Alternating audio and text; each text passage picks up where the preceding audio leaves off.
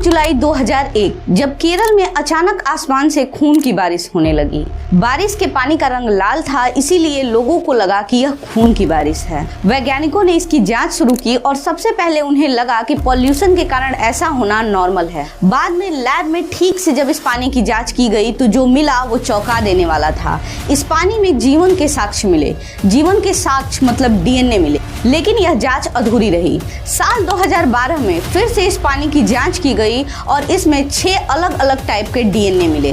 अब इस पानी की जांच ट्रॉपिकल रिसर्च इंस्टीट्यूट कर रहा था। उन्हें इस पानी में रेड एल्गी ट्रेंटोपोलिया एन्युलेटा मिला। उन्होंने यह भी बताया कि हवा के माध्यम से यह एल्गी अरब सागर से केरल आया होगा। Did you know the fact? Please comment.